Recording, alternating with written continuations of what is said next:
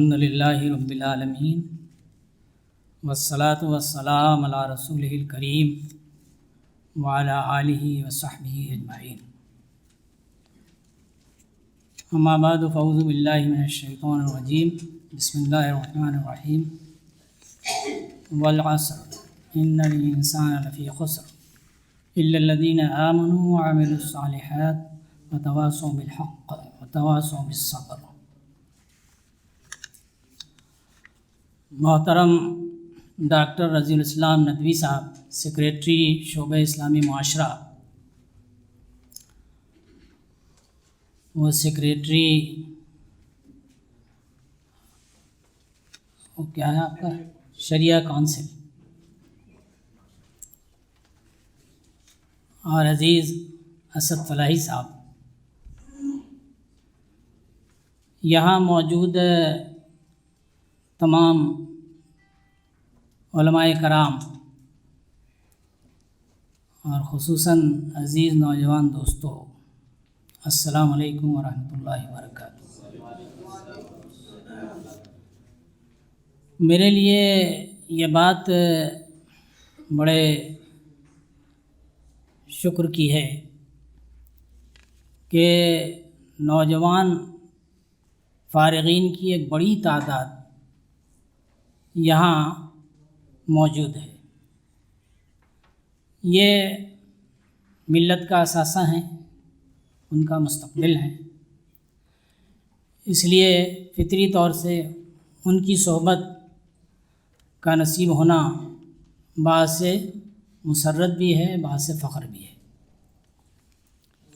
آپ حضرات نے، جس میں ہمارے کچھ بزرگ بھی ہیں اور زیادہ تر نوجوان ہیں، انہوں نے سفر کی صعوبتیں برداشت کی، وقت فارغ کیا، اپنی ذمہ داریوں سے رخصت لے کر یہاں تشریف لائے۔ ظاہر ہے کہ ایک خاص مقصد کے لیے آپ تشریف لائے۔ آپ حضرات کے تاثرات جو سامنے آئے ہیں، ان سے بڑا حوصلہ ملتا ہے۔ یعنی یہ بات کہ آپ میں سے شاید بہتوں کے ذہن میں یہ نہیں رہا ہوگا کہ یہاں آ کر آپ کیا کچھ حاصل کر پائیں گے، کیونکہ ظاہر ہے کہ ہمارے علماء کرام ماشاءاللہ خود بھی علم سے اور تعلیمی نظام سے راست وابستہ ہیں، اور ان کو اس کی حاجت کم محسوس ہوتی ہے کہ اس کے لیے اتنے دور دراز کا سفر اختیار کر کے کسی ایک جماعت کی دعوت پر تشریف لائیں۔ لیکن جیسا کہ آپ نے سنا، ہم نے اس بات کی کوشش کی کہ ہر مکتب فکر کے لوگ یہاں شریک ہوں، اور ہم نے اس بات کی بھی کوشش کی کہ ہمارے بریلوی مکتب فکر کے بھی یہاں پروگرام دینے والے بھی اور پروگرام میں شریک ہونے والے بھی آئیں، لیکن ہمارے ساتھی شاید اس میں بہت کامیاب نہیں ہو سکے کہ ان کو راغب کر سکیں اور وہ تشریف نہیں لائے، لیکن ہمارے روابط اوپر کی سطح پر ان سے الحمدللہ ہیں، اور وہ ان کی کچھ مجبوریاں بھی ہیں، جس کی وجہ سے بعض وقت وہ ہماری مجلسوں میں کھل کر آنے میں تکلف محسوس کرتے ہیں۔ یہاں ان کے ایک بڑے لیڈر نے مرکز میں یہ بات کہی کہ مجھے آپ کے ہاں تو آنے میں اتنی تکلف محسوس نہیں ہوتا، اس لیے کہ چند لوگوں ذمہ داروں کے درمیان بات ہوتی ہے، اس لیے مجھے کوئی اس میں پریشانی نہیں ہے، لیکن آپ کو میں اپنے ہاں نہیں بلا سکتا ہوں۔ اس لیے نہیں بلا سکتا کہ ہمارے ہاں تو ہمارے فالوورز کی ایک بڑی تعداد ہر وقت موجود ہے، اور وہ معلوم نہیں کیا تاثر ہمارے سلسلے میں لے لیں گے، اعتراضات شروع ہو جائیں گے، تو ہم اس کا دروازہ ابھی نہیں کھولنا چاہتے، لیکن آپ کی باتوں سے، تبادلہ خیال سے ان کو وقتاً فوقتاً حکمت کے ساتھ آگاہ کرتا رہتا ہوں تاکہ ذہن بن جائے، تو وہ بھی اس کی ضرورت محسوس کرتے ہیں اور چاہتے ہیں قریب آنا۔ لیکن بعض وقت دیوار جب بہت اونچی کھڑی کر دی جاتی ہے تو اس کو پار کرنے میں دشواریاں زیادہ ہوتی ہیں۔ ایسی صورتحال اس وقت ملت میں کئی پیدا ہو گئی۔ آپ کو معلوم ہے، اللہ کا شکر ہے کہ دیوبند کے مکتب فکر کے اچھے خاصے لوگ یہاں موجود ہیں اور ان کے قدرداں بھی موجود ہیں، لیکن ان کے ساتھ بھی ایک بیریئر رہا جماعت اسلامی کا ایک وقت میں، وہ الحمدللہ اب آہستہ آہستہ بہت کم ہو گیا ہے اور انشاءاللہ ختم ہو جائے گا۔ اب آپ حضرات اگر اسی نہج پہ اس کی کوشش اپنے اپنے معاشرے اور سماج میں کرتے رہے تو یہ پورا معاشرہ اور سماج جس کی ہمیں تمنا ہے کہ یہ ایک ہو کر باطل سے لڑے اور ایک ہو کر حق کی گواہی دے، یہ وقت بھی انشاءاللہ آ جائے گا۔ اور خاص طور سے توقعات ہمارے نوجوان علماء سے ہیں، کیونکہ انہیں ابھی بہت دن کام کرنا ہے۔ یہاں جو حضرات شریک ہوئے ان کی صلاحیتوں کا بھی اندازہ ہوا اور یہ اندازہ ہوا کہ حالات سے وہ جڑے ہوئے ہیں، حالات پر ان کی نظر ہے۔ جو اظہار خیال آپ نے یہاں فرمایا ہے، جو تاثرات بات کیے ہیں، جو سوالات کیے ہیں اور بعض وقت اعتراضات بھی کیے ہیں، لیکن ان سب سے بحثیت مجموعی یہی تاثر ملتا ہے کہ آپ کی نظر حالات پر ہے اور آپ اس سلسلے میں متفکر بھی ہیں، یہ بہت خوش آئند بات ہے۔ اور الحمدللہ اردو اور عربی زبان کے علاوہ ہندی اور انگریزی زبان سے بھی آپ میں سے کئی لوگوں کا تعلق محسوس ہوا، یہ بھی جو ہے خوش آئند ہے ہمارے لیے، اس اجتماع کے لیے، کہ ہمارے علماء یہاں کی عوام کی زبان میں بات کر سکیں۔ گزارش صرف آپ سے یہ ہے کہ ماشاءاللہ آپ علماء ہیں اور یقیناً آپ کی زبان و ادب کا معیار بلند ہے، تو آپ عوام میں اپنے اس معیار کو تھوڑا کم رکھیں۔ علماء کی مجلس میں تو ٹھیک ہے، لیکن اگر عوام کو آپ پیغام پہنچانا چاہتے ہیں اور عوام کے اندر یہ چاہتے ہیں کہ بیداری ہو، ان کے اندر تبدیلیاں ہوں، تو تھوڑا ان کے سطح پر اتر کر باتیں کرنی ہوں گی۔ آپ غلط باتیں تو نہیں کر سکتے یا غلط زبان تو اختیار نہیں کر سکتے، لیکن سطح کم کر سکتے، تو اس کی ضرورت ہے۔ اس لیے کہ دیکھیے، ہماری زبان کے سلسلے میں بھی ہم تو عالم نہیں ہیں، ہم نے تو سائنس کی تعلیم حاصل کی اور جماعت اسلامی کی صحبت میں آ کر کچھ دین سے واقفیت ہو گئی۔ آپ حضرات کی صحبت کبھی کبھی ملتی رہتی ہے، کچھ واقفیت ہو جاتی ہے، لیکن صحیح بات یہ ہے کہ ہماری یہ زبان جو جماعت اسلامی کے لٹریچر پڑھنے سے ہوئی، یہ بھی عوام پورے طور پر نہیں سمجھ پاتی، اور عوام کی طرف سے یہ شکایت آتی ہے ہمارے خطابات کے سلسلے میں کہ صاحب باتیں تو بہت اچھی کی لیکن پوری طور پر سمجھ میں نہیں آئی۔ تو اگر ہم اصلاح کا کام کرنا چاہتے ہیں تو ہمیں اپنی زبان کو اور آسان بنانا ہوگا اور ان زبانوں میں گفتگو کرنی ہوگی جو زبان لوگ آسانی سے سمجھ سکیں۔ تو کمیونیکیشن اسکل یہ ایک بڑی اہم چیز ہے۔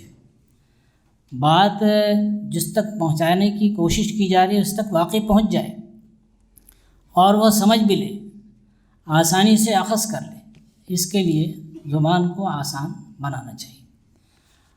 اور دوسری بات یہ ہے کہ دوسری زبانوں کو بھی جن کے ذریعے علم کا ماخذ ہمیں حاصل ہو سکے براہ راست، تو ان زبانوں کو بھی سیکھنا چاہیے۔ یہ جو اس وقت کے یہاں جو باتیں آئی ہیں، ان 5 دنوں میں آپ نے بہت سی باتیں سنی ہیں، اور ہمارے ایک ساتھی نے بڑی اچھی بات کہی کہ گویا اوور لوڈنگ ہوئی، یعنی ان کے ذہن میں مسلسل باتیں جو کلیش کرتی رہیں، تو ان کو ڈائجسٹ کرنا اور اس کے لحاظ سے پھر اس سے خاطر خواہ فائدہ اٹھانا یہ آسان نہیں ہے۔ اور غالباً وہ استاد بھی ہیں، تو یہ بات جو ہے وہ کہی جاتی ہے تدریسی سلسلے میں کہ کوئی بھی کلاس جو ہے وہ 40 سے 45 منٹ سے زیادہ کا نہیں ہونا چاہیے، اور بیچ میں تھوڑا وقفہ ہونا چاہیے تاکہ باتیں آسانی سے ذہن میں آئیں بھی، کچھ محفوظ بھی رہیں، ورنہ یہ ایک طرف سے آئیں گی دوسری طرف سے نکلتی جائیں گی۔ اس کی ایک کیپیسٹی ہے، تو وہ اس کے لیے ضروری ہے۔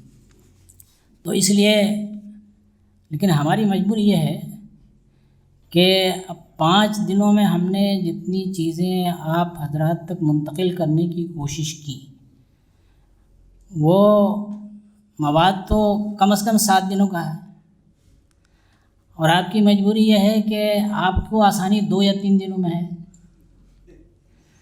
تو اب یہ مسئلہ ہمارے لیے اور آپ کے درمیان ذرا مشکل ہوتا ہے۔ صرف ایک دوست نے یہ بات کہی ہے کہ 1 ہفتے کا رکھیے، ورنہ تو سب نے 2-3 دن کی ہی بات کہی ہے، اور پریکٹیکل بات ہے کہ زیادہ لمبا پروگرام وہاں مناسب نہیں ہوتا۔ تو یہاں جو اظہار خیالات آپ کے سامنے آئے ہیں، اس سے آپ کو پر یہ بات واضح ہو چکی ہے کہ اس وقت ہم کس دنیا میں جی رہے ہیں، عالمی حالات کیا ہیں، آپ پر واضح ہیں۔ اچھا، اب چونکہ ترسیل کے ذرائع اتنے آسان ہو گئے ہیں اور ہر کی انگلیوں پر چیزیں موجود ہیں، اس سے معلومات ہوتی رہتی ہیں، تو جملہ معترضہ کے طور پر یہ بات کہہ دوں کہ یہ جہاں بہت بڑی نعمت ہے، وہیں ایک بڑی مصیبت بھی ہے۔ مصیبت یہ ہے کہ اس میں خاصا وقت برباد بھی ہوتا ہے، تو اس کی بھی ہمیں کوشش کرنی چاہیے کہ ہم اس گویا ذریعے سے اپنے اوقات کو برباد کرنے سے بچائیں، اوقات کا بہتر سے بہتر استعمال کریں۔ تو دنیا میں جو اس وقت حالات ہیں وہ ہمارے فیوریبل نہیں ہیں، یعنی مسلمانوں کے لیے فعال نیک نہیں ثابت ہو رہے۔ بات صرف اتنی نہیں ہے، پوری انسانیت کے لیے فعال بد ہیں، پوری انسانیت کے لیے۔ تشویش کی بات یہ ہے کہ اگر ہمارے خلاف صرف ہوتے اور پوری انسانیت کو فائدہ پہنچتا تو تشویش کی بات نہیں تھی زیادہ۔ تشویش کی بات یہ ہے کہ ہمارے خلاف بھی ہے اور پوری انسانیت کے خلاف بھی ہے، تو پوری انسانیت کو بچانے کی ذمہ داری ہماری آپ کی ہے۔ کنتم خیر امۃ اخرجت للناس، تو یہ ذمہ داری تو ہماری ہے، ظاہر ہے ہمیں اس کی کوشش کرنی ہے۔ اور خود اس ملک میں جس طرح کی جارح تحریکیں اٹھ کھڑی ہوئی ہیں اور جو اپنا گویا پنجہ مضبوط کیے ہوئی ہیں، تو اسلام کو بدنام کرنے، مسلمانوں سے کہا دشمنی بلا وجہ پیدا کرنے کی کوشش، یہ ساری چیزیں ہیں، اور اسلامو فوبیا کا ایک ہوا ہر جگہ کھڑا ہے۔ تو ملک میں ہمارے اس سلسلے میں تشویشناک صورتحال ہے، ایسی تشویشناک صورتحال ہے کہ جس سے صرف ہمیں تشویش نہیں ہے بلکہ انسانیت کے بحی خواہ غیر مسلم حضرات جو اس ملک میں بھی ہیں اور اس ملک سے باہر بھی ہیں، بڑے بڑے تھنکرز، فلاسفرز، ان سب کی تاثرات آ رہے ہیں کہ بہت غلط رخ پر یہ ملک جا رہا ہے۔ اس لحاظ سے انسانیت دشمنی کا رول ادا کر رہا، صرف مسلم دشمنی کا نہیں ہے، مسلم دشمنی گویا انسانیت دشمنی کی حد تک ہو رہی ہے۔ یہ بات جو ہے، ابھی نام چوسکی نے بھی حال میں بڑا نام ہے دنیا کا، ابھی کہی ہے یہ بات، مشکل سے 2-4 روز پہلے کہی ہے۔ تو یہ چیزیں چل رہی ہیں اور برابر آ رہی ہیں، تو یہ فعل نیک ہے کہ دنیا اچھے لوگوں سے خالی نہیں ہے اور ہمارا ملک بھی خالی نہیں ہے، لیکن جیسا کہ آپ جانتے ہیں اجتماعیت کی جو قوت ہوتی ہے وہ غیر معمولی ہوتی ہے۔ تو آپ خود محسوس کر رہے ہوں گے نا بھائی، ہندوستان میں 20 کروڑ کی آبادی ہے مسلمانوں کی، تو محتاط اندازے کے مطابق اگر بہت کم کر دیجئے تو 15 کروڑ کی ہوگی، کہتے ہیں تو لوگ 25 کروڑ تک ہیں، لیکن ہم 20 کروڑ اوسط مان لیجئے، تو اس 20 کروڑ کی آبادی میں مسلمان کے خلاف جو باتیں کی جاتی ہیں وہ تو چند لوگوں کو نشانہ بنا کر کی جاتی، لیکن اس سے تاثر پورے اس میں ملت میں پھیل جاتا ہے۔ لیکن دوسری طرف ایک پوری ملت میں ایک چھوٹی سی جماعت ہے، بڑی جماعت اس معنی میں ہے کہ دیگر جماعتوں کے مقابلے میں ایک بڑی جماعت ہے جماعت اسلامی، لیکن اپنی قوت اور تعداد کے لحاظ سے آپ دیکھیے تو ملت کی قوت اور تعداد کے مقابلے میں اس کی کیا ہے، اس کا کیا مقام ہے، وہ کم ہے بہت۔ ہماری ممبرشپ ابھی تک لاکھوں میں نہیں پہنچی، ملت ہماری کروڑوں میں ہے، اور جو ہم چند ہزار گویا ارکان جماعت ہیں اور ہمارے کارکنان ہیں، ملا لیجئے ان کو، ہمارے ویل ویشرز ملا لیجئے، ایسے جو مخلص ہوں، جو ہمارے ہر چھوٹے بڑے کاموں میں تعاون کرنے کو تیار رہتے ہیں، ان کو ملا لیجئے، تب بھی مشکل سے لاکھوں میں پہنچتے ہیں۔ لیکن اس کے اثرات کیا ہیں آپ دیکھیے، پورے ملک میں کروڑوں کے مقابلے میں چند لاکھ کی تعداد کے اثرات کیا ہیں، اور حکومت تک پر اس کے اثرات کیا ہیں۔ حکومت بھی جو ہے نشانے پر رکھتی ہے جماعت اسلامی کو،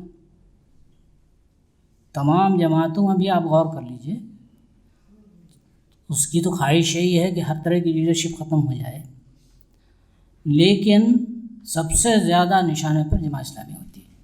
2 مرتبہ پابندیاں لگ چکی اس پہ، اور تقریباً 2 سال کے لیے لگ چکی، اور ہمیشہ نظر میں رہتی ہے۔ کیوں؟ اس لیے کہ ان کو معلوم ہے کہ اجتماعیت ہے، مضبوط اجتماعیت، کیڈر بیسڈ آرگنائزیشن ہے۔ تو اس لیے یہ جو مسئلہ ہے مسلمانوں کا کہ، اور یہ جو دشمن ہے اس وقت، ان کی یہ بھی اجتماعیت ان کی مضبوط ہے، اس لیے یہاں یہ بھی بہت بڑی، یعنی عام ہندوؤں کے مقابلے میں ان کی تعداد زیادہ نہیں ہے، ان کی تعداد کم ہے، لیکن ان کی اجتماعیت ہے، اس وجہ سے یہ مسائل پیدا کر چکے زیادہ۔ تو ہمارے لیے یہ بات بہت آسان ہے، اس لحاظ سے یہ سبق ہے کہ ہم بھی اگر اپنی اجتماعیت کو مضبوط کر لیں تو ہم نمبر 1 یہ ہے کہ اپنے آپ کو مضبوط کر لے سکتے ہیں، کرنے کے بعد ان کے مقابلے پر یا ایسی تمام طاقتوں کے مقابلے پر حوصلے کے ساتھ آ سکتے ہیں جو ہمیں نیست و نابود کرنا چاہیں۔ اور تیسرے یہ کہ ہم جو پیغام حق اور انسانیت کی بحی خواہی کا پیغام لے کے اٹھے ہیں، اس سے پوری انسانیت کو برابر کر سکتے ہیں، بشرطے کہ ہماری اجتماعیت مضبوط ہو۔ تو یہ توقع ہے کہ آپ یہ حوصلہ لے کر جا رہے ہوں گے کہ ہم انشاءاللہ اس نہج پر کوشش کریں گے۔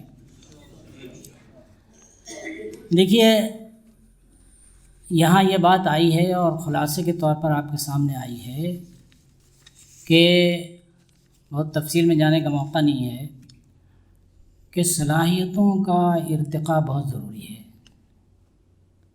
یہ جو منتخب لوگ ہیں ان کے اندر صلاحیتیں پروان چڑھنی چاہیے اور مختلف نوع صلاحیتیں پیدا ہونی چاہیے اور بڑھنی چاہیے. اس کے لیے ضروری ہے کہ ہم جو اہل علم ہیں، علماء ہیں، یہ اپنے لیے کوئی نہ کوئی میدان منتخب کر لیں. کوئی ایک سبجیکٹ عنوان طے کر لیں جس پر آپ کا مطالعہ تخصص ہوگا خاص طور سے، کہ جس کے نتیجے میں آپ اس مقام پر پہنچیں کہ آپ سے رجوع کیا جا سکے. یہ معلوم ہو کہ فلاں موضوع پر اگر بات کرنی ہے، سمجھنی ہے تو ان سے رجوع کیا جا سکتا ہے. تو ایسے مختلف فیلڈز کا انتخاب ہمیں ہمارے نوجوانوں کو کرنا چاہیے. ورنہ Jack of all master of none مشہور ہے، آپ جانتے ہیں. بہت سی چیزوں کو حاصل کرنے کے نتیجے میں میرے جیسا آدمی بنے گا. وہ نہیں چاہیے ملت کو اس وقت. ہمارے تو جانے کا وقت قریب آ رہا ہے. اس وقت چاہیے ان نوجوانوں سے جو توقعات ہیں اور جو ہماری چھپی ہوئی قوتیں ہیں ان سے یہ توقعات ہیں کہ ان کی صلاحیتیں اور طاقتیں اس طرح ابھریں کہ یہ علم کا ایسا منبع بن جائیں جن سے لوگ رجوع کر سکیں. مختلف میدان، افتاء ہے، قضاء ہے اور بھی اور مختلف ہیں. یہاں بہت سی فیلڈز کا آپ کے پاس تذکرہ آیا ہے. مختلف ہمارے ذمہ داران نے، مختلف ہمارے مہمانان نے جو روشنیاں ڈالی ہیں اس سے آپ کا ذہن کچھ نہ کچھ بننا چاہیے کہ آپ کس میدان میں کچھ کرنا چاہتے ہیں. تو انشاءاللہ پھر اس کا جو نتیجہ ہوگا وہ حاصل ہوگا ہماری ان کوششوں کا. امت میں اگر صلاحیتیں اور اچھے لوگ ہوں موجود، آپ دیکھ ہی رہے ہیں، تو یہ ان کے اندر توسع بھی پیدا ہوتا ہے. صلاحیتیں انسان کے اندر بہت سے توسع پیدا کر دیتی ہیں. تو اس کی بہت خاص ضرورت ہے. تعلیم کا میدان ہو یا کوئی سا میدان ہو، اس میں آپ کی مہارت حاصل ہو جائے. اس سلسلے میں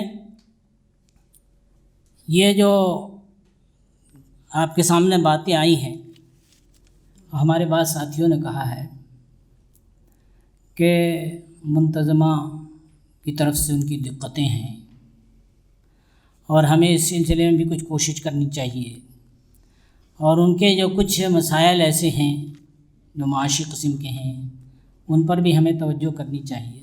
یقیناً توجہ کرنی چاہیے، لیکن یہ بات آپ کے ذہن میں صاف رہے کہ یہ وہ مسائل ہیں جو بہت لمبے وقت سے چلے آ رہے ہیں. ہمارے یہاں تو گویا ذہنی یہ عرصے دراز تک بنا رہا کہ جو کہیں کسی کالج اسکول میں جس کا داخلہ نہ ہو سکا اسے مدرسے میں بھیج دو. اس کے نتیجے میں گویا ان کے اندر ہزار اچھی صلاحیتیں ہوں، ان کے اندر بڑا ٹیلنٹس ہو، لیکن عوام کی نظر میں وہ مولوی صاحب بن گئے.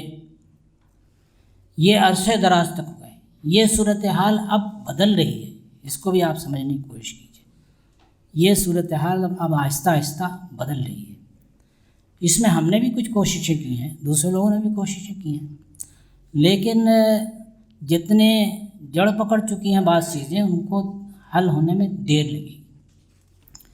اور دوسری بات یہ کہنی ہے آپ سے کہ دیکھیے دنیا میں کوئی بڑا کام اور کوئی بھی اچھا کام کرنے کے لیے ایثار و قربانی کرنی پڑتی ہے. اس کے بغیر جہاں جہد مسلسل چاہیے، استقامت چاہیے، جرأت چاہیے، حوصلہ چاہیے، وہیں ایثار و قربانی کا جذبہ بھی چاہیے۔ یہ اگر نہ ہو تو پھر کوئی بڑا کام نہیں ہو سکتا۔ تو اس لیے آپ جس مقام پر ہیں وہاں آپ کی آزمائش بھی زیادہ ہوگی۔ ہم نے ایک دعویٰ کیا کہ ہم اس ملک میں اقامت دین کی کوشش کریں گے، تو ہماری آزمائش زیادہ ہو رہی ہے۔ آپ بھی اگر اپنا ذہن بنا لیں کہ آپ کو کوئی بڑا کام کرنا ہے اور اس کا جب آپ اعلان کریں گے تو آپ کی آزمائشیں ہوں، تو آپ آزمائش سے نہ گھبرائیں، کیونکہ آزمائش میں آپ سن چکے ہیں، یہاں اتنی باتیں سنتے آ رہے ہیں کہ آزمائش میں صلاحیتیں زیادہ ابھرتی ہیں۔ اور ہمارے بزرگوں نے، علماء کرام نے، تحریکوں کے قائدین نے جتنی قربانیاں دی ہیں، ابھی تو ہم اس کا عشر عشیر بھی پیش نہیں کر رہے۔ تو یہ بات صرف نبی کریم صلی اللہ علیہ وسلم اور صحابہ کرام کی ہماری سامنے تو وہی تاریخ ہے اور وہی سنت ہے کہ پیٹ پر پتھر باندھ کر کے بھی لوگوں نے یہ تحریک چلائی اور کامیاب اور سرفراز ہوئے۔ تو بعد کے ادوار میں بھی ہمارے علماء نے، اکابرین نے، قائدین نے، رہنماؤں نے بڑی بڑی قربانیاں دی، اور ظاہر ہے کہ ان کے سامنے ایک بڑا مقصد رہا تو اس کے لیے انہوں نے قربانیاں دی۔ تو ہمیں اس کا خیال کرنا ہوگا۔ آپ دیکھیے یہاں مثالیں دیں کچھ آج کے ہی اجلاس میں، سید احمد شہید کی تحریک کتنی قربانیوں سے گزری ہے، اور ایسے ہی یہاں بڑے بڑے جو مدارس قائم ہوئے، یہ دیوبند اور ندوہ اور دوسری تمام چیزیں، ابتدا میں ان کی کیا پوزیشن تھی اور ان کے گویا بانیوں نے کیسی قربانیاں دیں، اور کس سطح پر آ کر کے بھی انہوں نے خدمات انجام دی ہیں، اپنے آپ کو گویا اس میں وقف کر دیا، سب کچھ لگا دیا، تب جا کر کے یہ برگ و بار لائی ہیں۔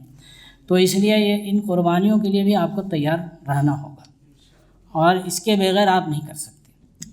جس تحریک کے اجتماع میں اس وقت آپ شریک ہیں، مولانا ابوالعلا مودودی علیہ رحمہ نے جو قربانیاں دی ہیں، ہر نوجوان کے پاس حوصلے ہوتے ہیں، عزم ہوتے ہیں، چاہتا ہے کہ دنیا میں خوشحال ہو، مسلمان اگر ہے تو چاہتا ہے آخرت میں خوشحال ہو۔ لیکن آپ دیکھیے کہ عین جوانی کے وقت میں جب آپ کے گھر کے مسائل بہت پیچیدہ تھے اور آپ کی والدہ محترمہ بیمار تھی، اس وقت ان کے بڑے بھائی کی بھی ملازمت نہیں ہوئی تھی، لیکن یہ کوئی ملازمت کے لیے تیار نہیں تھے۔ انہیں یونیورسٹی سے پیشکش ہوئی کہ آپ یہاں آ کر کے استاد کے حصے سے پڑھائیں، اچھے مشاہرے ملیں گے، لیکن انہوں نے قبول نہیں کیا۔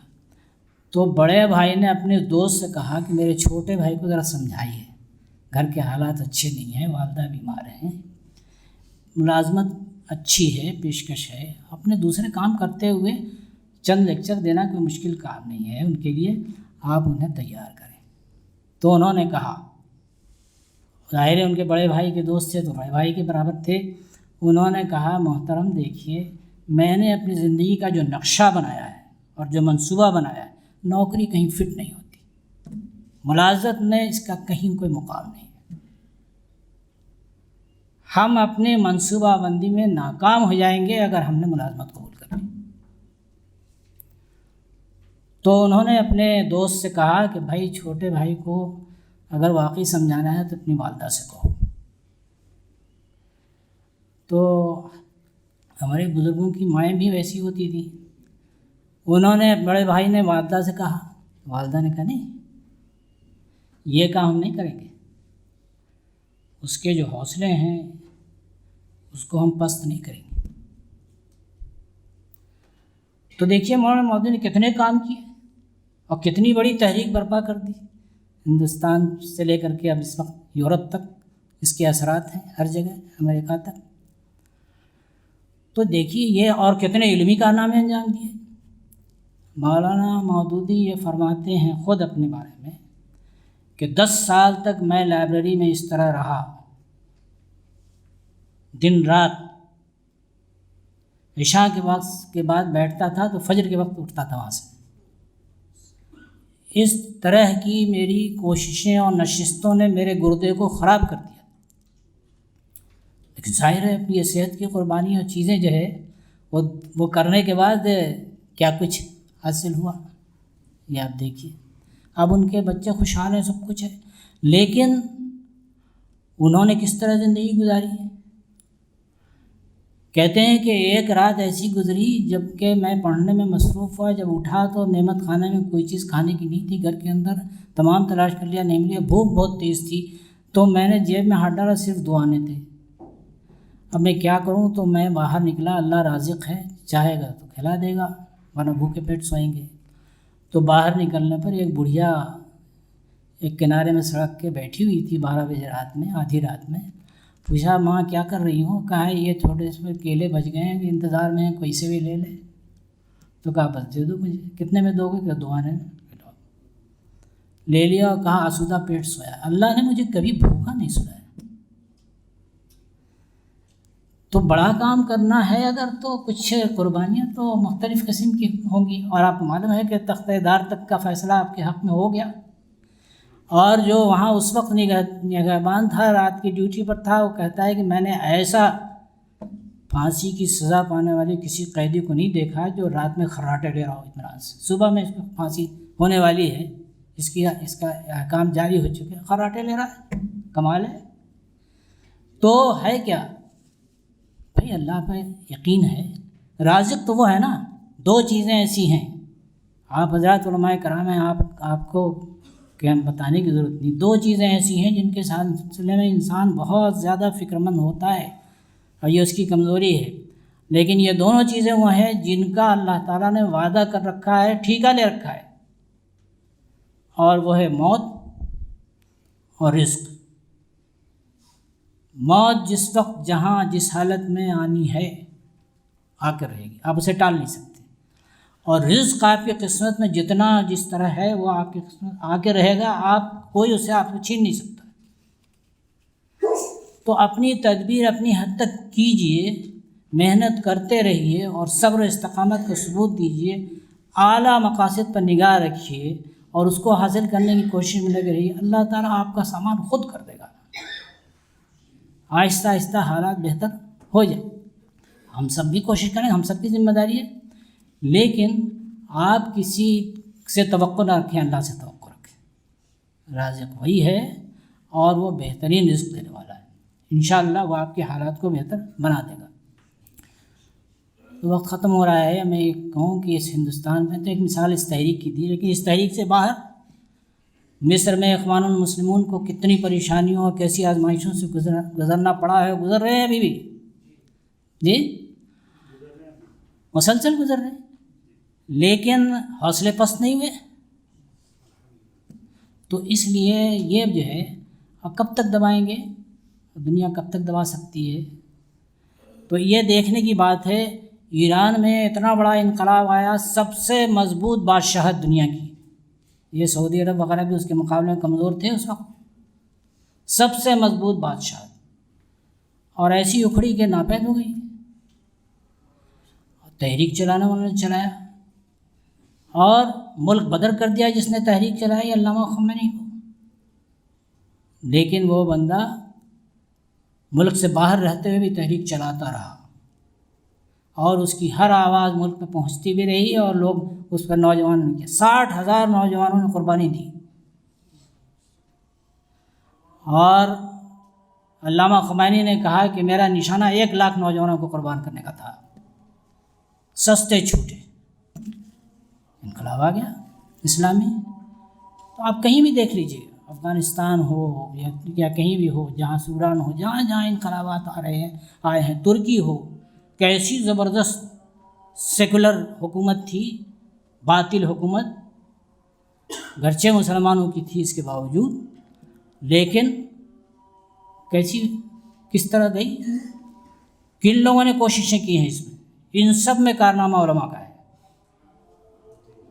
چاہے جماعت اسلامی کی تحریک ہو، چاہے اخوان المسلمین کی ہو، چاہے آپ ترکی کو دیکھیں، چاہے ایران کو دیکھیں، افغانستان کو دیکھیں، ہر جگہ علماء کا رول ہے، ہر جگہ علماء پیش ہے، تو انقلاب تو علماء ہی لا سکتے ہیں، صحیح معلوم ہے۔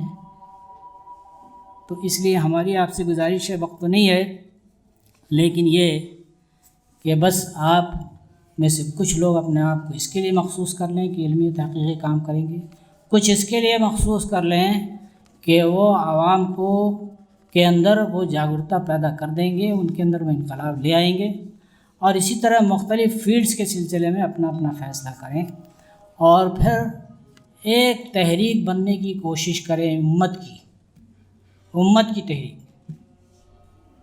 تو انشاءاللہ یہ جماعت اسلامی، جمعیت علماء اور ساری چیزیں سب ایک مل جائیں گی۔ اس میں آپ کو اس کا عزم لے کر اٹھنا چاہیے۔ آپ سوچ سکتے ہیں کہ اتنے بڑے بڑے لوگ کر رہے ہیں، ہم اس کے مقابلے میں کیا کریں گے؟ بالکل غلط بات ہے۔ آپ سب کچھ کر سکتے ہیں، اور آپ کی کوششوں کے مجھ کو کسی کو معلوم نہیں تھا کہ اردوغان جو اربکان کے شاگرد ہیں وہ یہاں حکومت میں آ جائیں گے، لیکن آ گئے۔ تو دیکھیے انقلابات تو بہت تیزی سے اب آ رہے ہیں پہلے کے مقابلے میں۔ پہلے جتنی مدت میں انقلابات آتے تھے اب ویسے نہیں ہیں، اب بہت تیزی سے آ رہے ہیں۔